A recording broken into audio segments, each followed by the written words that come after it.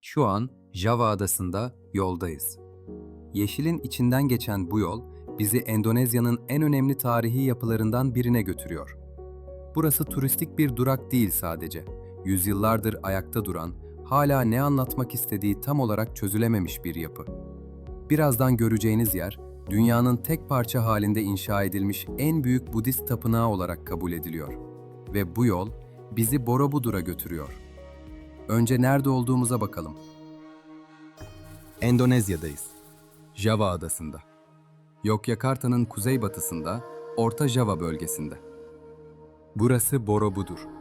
Endonezya'da, Yogyakarta'ya yakın Orta Java bölgesinde yer alan ve tek parça halinde inşa edilmiş dünyanın en büyük Budist tapınağı. Borobudur'un inşa edildiği yıla dair kesin bir belge bulunmuyor.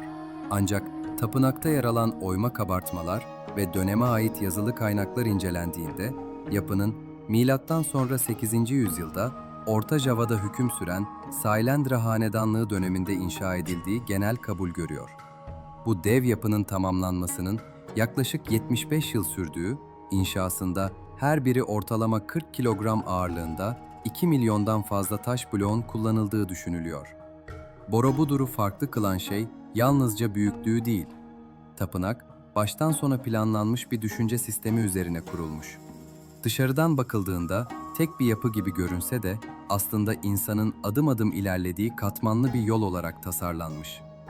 Budistler için burası sadece ziyaret edilen bir mekan değil, yürüyerek gerçekleştirilen sembolik bir ibadet alanı. Tapınağa gelenler en alt seviyeden başlayarak her katı saat yönünde dolaşarak yukarı doğru ilerliyor.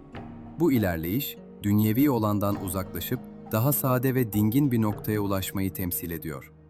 Alt katlardaki rölyeflerde günlük yaşam sahneleri görülüyor. Kalabalıklar, yolculuklar, insanlar ve arzular. Yukarı çıkıldıkça bu sahneler azalıyor, anlatım sadeleşiyor. En üst bölümlere gelindiğinde ise 72 stupa ve onların içinde yer alan Buda heykelleri ziyaretçiyi karşılıyor. Tapınakta toplam 504 Buda heykeli ve 2760'tan fazla rölyef bulunuyor. En tepeye ulaşıldığında artık duvarlar yok, anlatılar yok. Sadece açık alan, rüzgar ve sessizlik var. Bu da Borobudur'un insanı dış dünyadan içe doğru yönlendiren bilinçli bir düzenle inşa edildiğini gösteriyor. Yüzyıllar boyunca Borobudur bu yürüyüşlere ev sahipliği yaptı. Ancak zamanla terk edildi.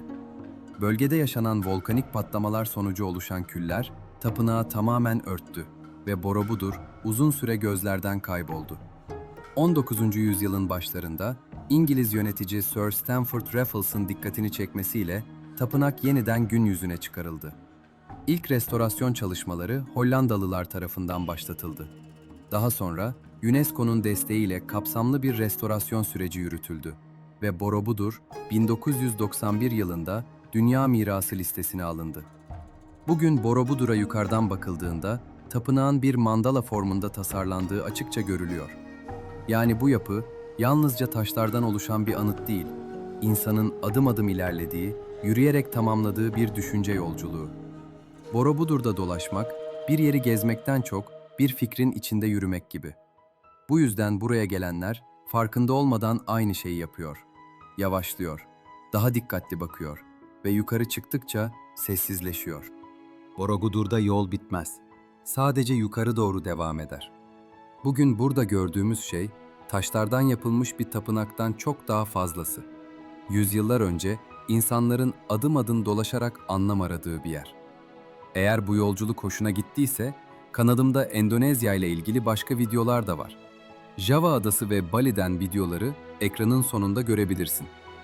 Videoyu beğenmeyi, kanala abone olmayı ve düşüncelerini yorumlara yazmayı unutma. Bir sonraki yolculukta görüşmek üzere.